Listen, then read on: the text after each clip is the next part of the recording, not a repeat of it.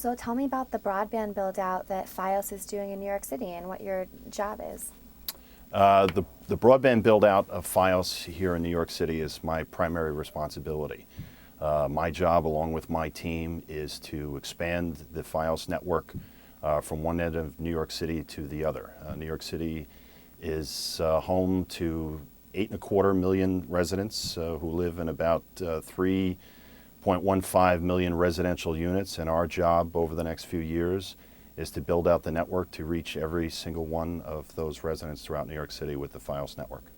So the new administration has a cabinet-level CTO that's going to be overseeing the broadband build-out of the entire country. How will this impact FiOS, and will you be working with them at all, or how will that work?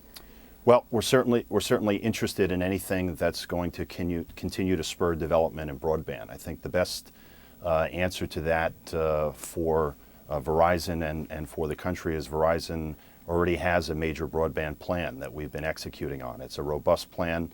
It's what we believe to be a future-proof plan for technology. And it's future-proof because of the extremely high-speed connection. What kind of connection speeds does FiOS offer? Well, right now the highest downstream speed we offer through FiOS is 50 megabits, and we'll expect to see higher speeds than that into the future. The future-proofing of our network comes from the end-to-end fiber optic deployment, where the medium that we lay out will enable us to expand with capacity and usage into the future, and will not have us replacing the network in any near or short term. Can you tell me a little bit about FiOS technology? I know that the fiber optic cable, you can bend it, it's superior from regular cable in a lot of ways. Can you describe that to me a little bit? Well, the FiOS, the fiber to the premise network, which is the network that Verizon runs its FiOS suite of services over, is again an end-to-end fiber optic network from Verizon switching centers to customer locations. Bend-insensitive fiber is something that we've recently made use of in the last few feet within apartment buildings, where we have to deal with a lot of nooks and crannies as we turn this network into individual users' apartments over the last few feet. And it helps us move faster, more cost efficiently, because we have to not worry so much about signal loss and light loss during those last few feet, because we now have a technology that is not so sensitive to quick turns, as it's called, bend-insensitive fiber. Okay, cool.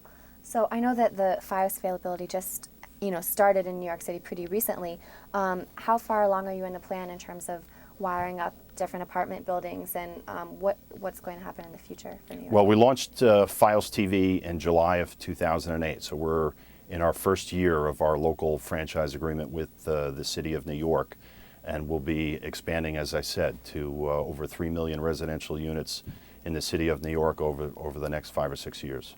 Really high-speed internet in the U.S. hasn't really taken off the same way that it has in some other countries, and a lot of consumers are wondering, why do I need 50 megabits per second?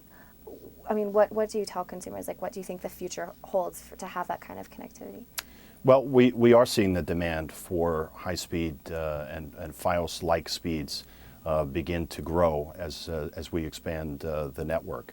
And as we talked about the network itself and the suite of services being future-proof, as we're building the capacity and provided the offerings for future developments to grow into. So for uses that are available today for both our video product and our data product, as we evolve our video product to be even more interactive and having the need for more bandwidth to offer that interactivity, and for services like symmetrical service, to have 20 megabits downstream, 20 megabits upstream, and to build a network that's robust enough to offer that capacity and have that capacity channeled to each and every individual user, and not be on a hybrid type network where, as more and more users come on, the overall committed bandwidth begins to drop.